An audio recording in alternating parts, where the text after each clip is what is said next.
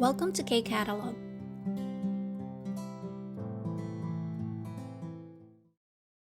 Level 2 Unit 12 ng workbook, page 78 po yan. Start tayo with grammar, 문법. 동사 plus 은 저기 있다. Pwede din po si 니은 저기 있다. Okay, so kailan natin ginagamit tong grammar na to? We use this grammar when we are trying to tell our past experience or event. Okay, for example, 저는 세뱃돈을 받은 적이 있다. Ako, naka-receive na ako ng sebeton. So again, yung sebeton, yung cash na nare-receive nila ng mga kids, no, every solal. Yan. So another one. 저는 사우나에 가본 적이 있다. So ako, na-try ko nang magpunta sa sauna. Yan. So you're talking about your past experience. Okay? So try nating sagutan tong table. Again, quick review po tayo dun sa rules, no? Kapag may 받침 yung ating verb, we add 은 저기 있다. But if we don't have the 받침 or it ends with a vowel, we add 니은 저기 있다. So dito tayo sa table. 은 저기 있다. So let's just put number 1 para mabilis tayo. 니은 저기 있다, number 2. So same po dito. So dito, drop natin yung mga da na yan. So, 먹다, may 받침 siya, 먹은 적이 있다. 읽다, 받침 is present, so 읽은 적이 있다. 배우다, ends with a vowel, so no final consonant, so 배운 적이 있다. 보다, 본 적이 있다. 받다, 받은 적이 있다. Okay, so dito naman po tayo sa, lagyan ko rin ng number to, no, para hindi tayo malito. Punta tayo dito sa right side. 가다, 앉다, 입다, 실수하다. So, yung 가다, 간 적이 있다. 앉은 적이 있다. 입다, 입은 적이 있다. 실수하다, 실수한 적이 있다. So, dito na tayo sa mga irregular verbs. So, 듣다, magiging, so si 듣다, magiging 들 muna siya. And then, tsaka mo dadagdagan ng 은 적이 있다. 들은 적이 있다. Now for 놀다, mangyayari, drop mo yung da, and then originally we have real 받침. So that will also be dropped. So magiging no na lang siya, no. And then dahil wala na siyang 받침, 니은 적이 있다 yung ilalagay natin. So that's non 적이 있다. Another one, 만들다. Same case with 놀다. Ang final consonant is real. So again, mawawala din po yung real. Magiging 만드. And then add 니은 저기 있다. Okay, so try po nating apply. Now, sa application ng ating 동사 plus 은 저기 있다 or 니은 저기 있다, check natin yung example. Sabi ni Ga, 한국에서 등산해봤어요? Have you ever climbed the mountain in Korea? Or sa Tagalog, na-try mo na bang umakyat ng bundok sa Korea?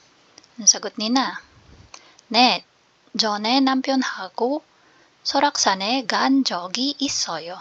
Sabi niya, yes, I've been to Mount Sorak with my husband. So, 전에, before. Okay? Na-try niya na daw nila, nakapunta na sila, no? Sa Soraksan. Before, kasama ang kanyang asawa. Okay?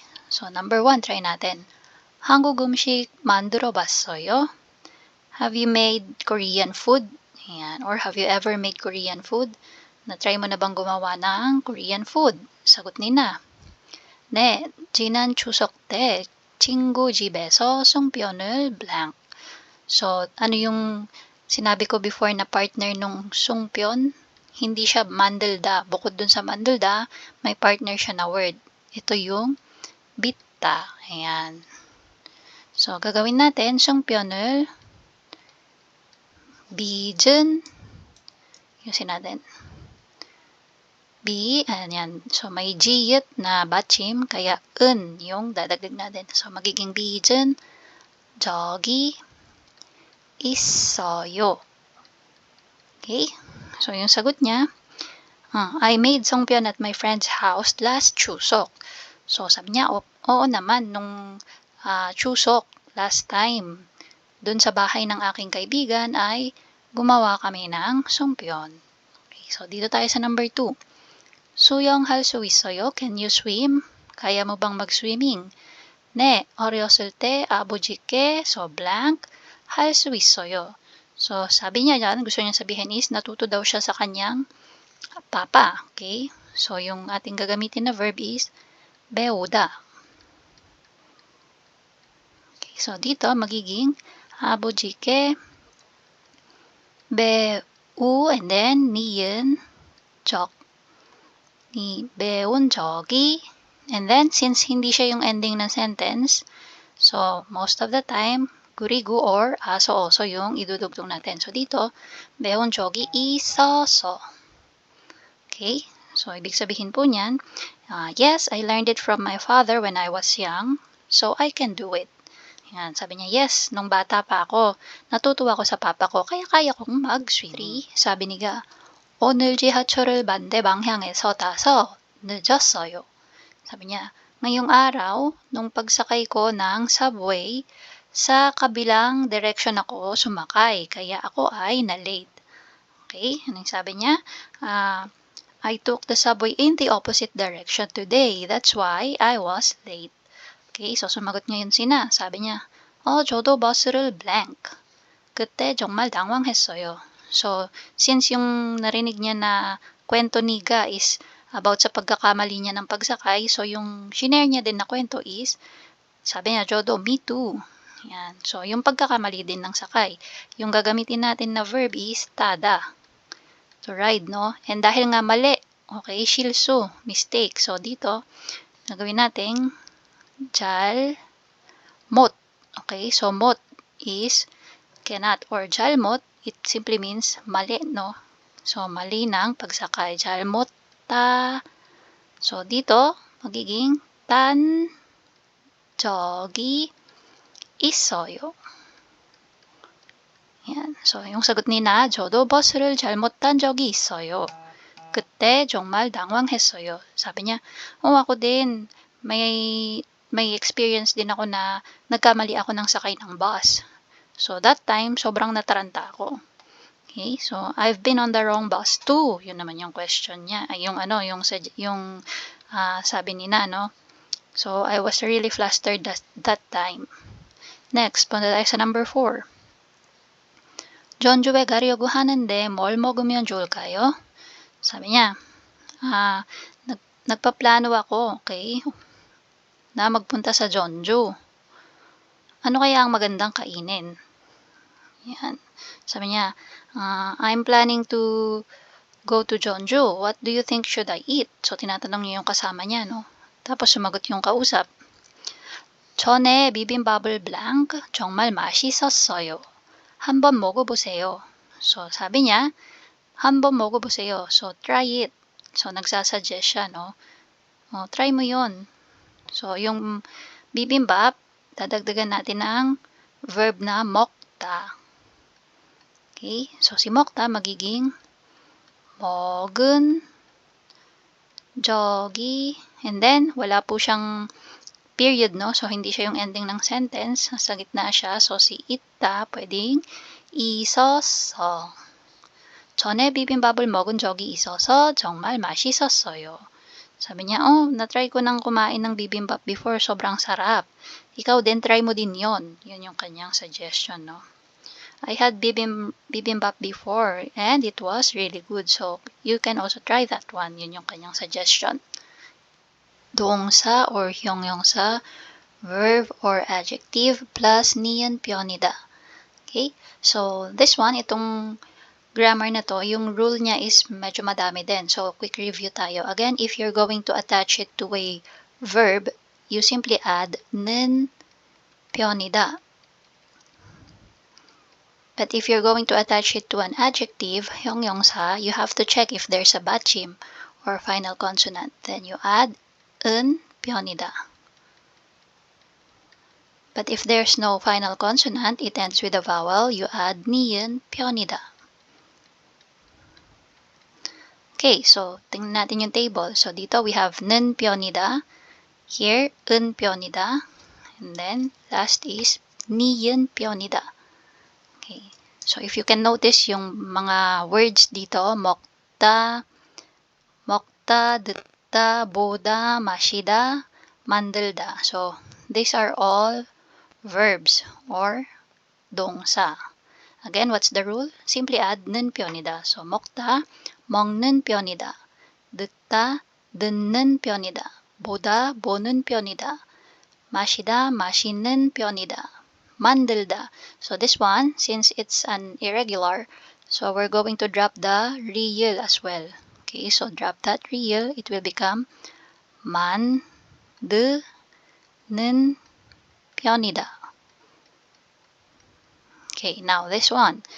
작다, 높다, 많다, 맵다, 가깝다. So these are all 형용사 or adjectives. So in this case, may mga batchim sila. Okay? Final consonant is present. So we will add 은 편이다. 높다, 높은 편이다. 많다, 많은 편이다. Irregular, 맵다 will become 매, 우, and then add 니은 편이다. So same with 가깝다, it will become 가까우, and then simply add 니은 편이다. Now for this one, 사다, 바쁘다, 건강하다, 멀다, 힘들다. So these are all adjectives as well. So 형용사 din sila pero may mga batchim ba? Wala. So these are adjective that ends with a vowel. 사다 will become 산 편이다. 바쁘다, 바쁜 편이다. 건강하다, 건강한 편이다. How about 멀다? So 멀다 will become mo, real batchim will be dropped. So add niyan, mon 편이다. Okay, same with 힘들다. So real batchim drop. It will become him, the, and then add niyan 편이다. Okay, so yan po yung ating 는 편이다. Nag-creation tayo ng 은, niyan, or 는 편이다. So first, let's check muna if alin dito yung verb or adjective. 끄다, 형용사, 먹다, 동사, 가깝다, 형용사, 비싸다, 형용사, 연락하다, 동사. So since we can distinguish now which is verb and which is adjective, we can now double check kung ano yung grammar or ano yung idadagdag natin. Should it be niyan, 은, or 는? Okay, so number 1, 저 카페 어때요? So, kamusta naman yung cafe na yon? How's that coffee shop or cafe? 분위기는 좋은데 가격이 다른 가게들보다 blank. Sabi niya, okay naman yung atmosphere or ambience. Okay, so the ambience is good. However, compared to different store, okay, da른 가게, compared to different store, kaya kumpara mo dun sa ibang store, 가격이, so the price is, so ano kaya yung ano natin, gagamitin natin for price. So 비싸다 yung pinaka mag-fit, no? So 비싸다 will become 비싼.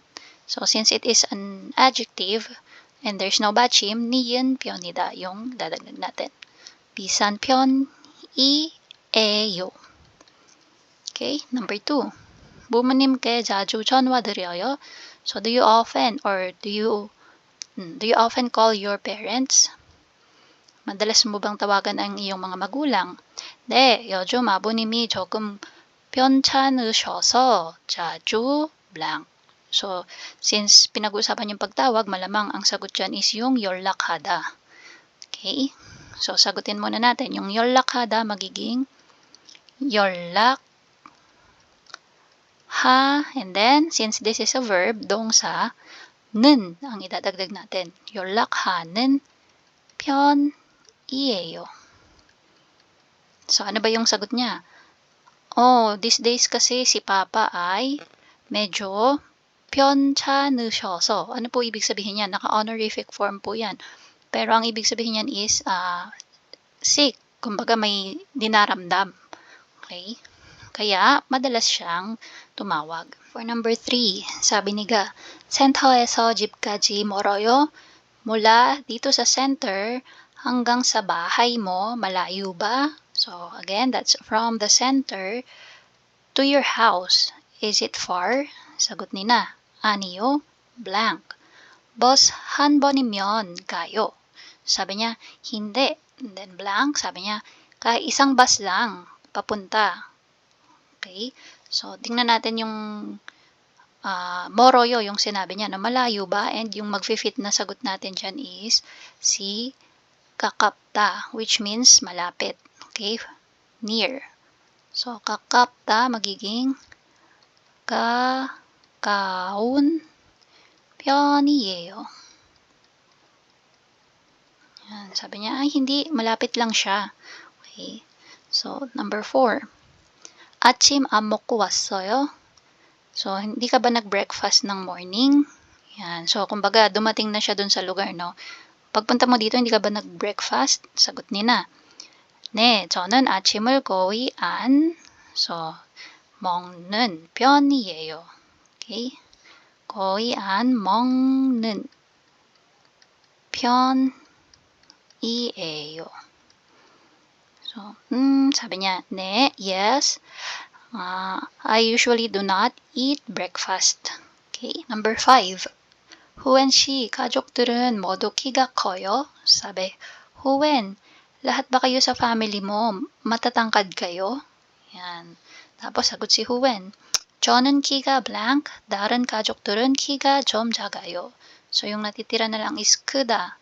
So, adjective siya. Si 크다 magiging 큰, 편, and instead of iyeyo, dahil siya po ay nasa gitna ng statement, so it's not the end of the statement, iba yung magiging format niya. So, yung 편, iyeyo, dapat ay pwedeng 편, ijiman. Pwede po yan.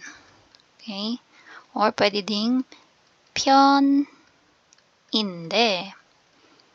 Okay? So, si niyunde, nunde, or inde na grammar, if natatandaan nyo. So, pwede siyang pamalit kay hajiman. Ayan. So, dito din, kung ayaw mo si pioninde, you can also use ijiman. So, sabi ni Huwen, ako yung matangkad. Tapos, yung ibang members ng family ko is medyo maliliit sila. Okay, so yan po yung ating 은, 는, 니은, 편, ida na grammar. And that's it. If you find this video helpful, please hit the like, share, and subscribe button.